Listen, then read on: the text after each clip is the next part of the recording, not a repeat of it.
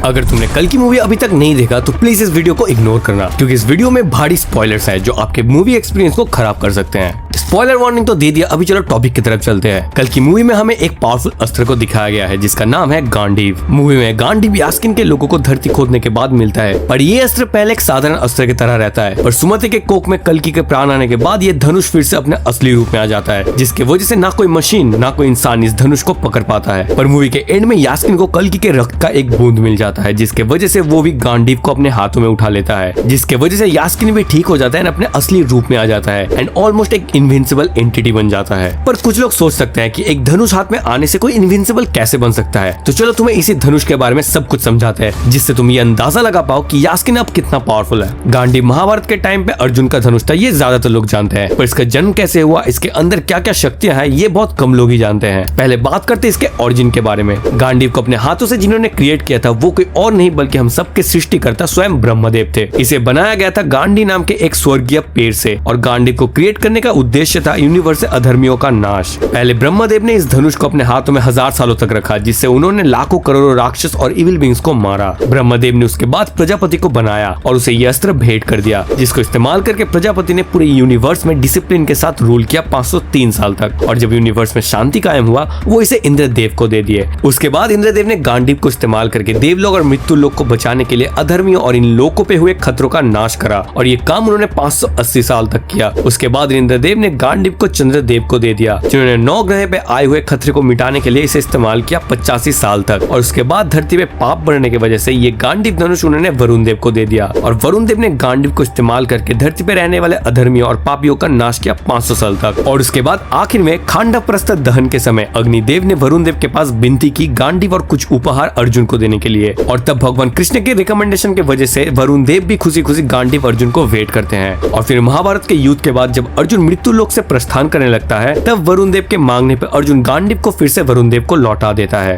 ये तो हो गया गांडीव के ओरिजिन के बारे में बात, पर अब उसके अंदर के शक्तियों के बारे में जानते हैं। गांडीव एक दैविक अस्त्र है, जिसके वजह से इसके अंदर एक नहीं बल्कि बहुत से शक्तियां हैं। गांडीव में टोटल 108 तरह के स्ट्रिंग्स है, जिसमें से एक अनब्रेकेबल है, और वो स्ट्रिंग एक मंत्र से बनाया गया है, जिसे जाप करने से गांडीव अपने विल्डर के पास आ जाता है। गांडीव को हर कोई विल्ड नहीं कर सकता, उसे विल्ड तभी किया जा सकता है जब गांडीव विल्डर को वर्दी समझे या फिर विल्डर के अंदर भगवान का अंश हो। गांडीव के स्ट्रिंग को छेड़ने पे वो एक डीप साउंड और वाइब्रेशन क्रिएट करता है, जो तीनों लोगों में सुनाई देता है, और जो भी गांडीव के विपक्ष में खड़ा होता है उसे वो चुप करा देता है। गांडीव अपने से ज्यादा शक्तिशाली अस्त्रों को समन कर सकता है, जो कोई मामूली धनुष नहीं कर सकता, क्योंकि कोई नॉर्मल धनुष अगर ज्यादा शक्तिशाली वेपन को समन करता है तो वो खुद धूल बन जाता है और विल्डर को भी जला देता है। पर गांडीव के साथ ऐसा नहीं है, इसलिए अर्जुन को ऐसे ही एक अस्त्र का जरूरत था महाभारत के वार में। गांडीव एक साथ 100 से ज्यादा शक्तिशाली अस्त्र को एक ही बारी में रिलीज कर सकता है, पलक झपकते ही। और इसी के साथ साथ एक नॉर्मल वेपन को भी गांडीव अपने पावर से एम्पलीफाई करके उसे और भी पावरफुल बना सकता है। और इस धनुष को सिर्फ इंसान ही नहीं बल्कि देव, दानव, राक्षस, यक्षस हर कोई पूजते हैं। और द्वापर युग में कृष्ण भगवान के रहते हुए धरती में गांडीव जैसा शक्तिशाली सिर्फ और 2 धनुष थे,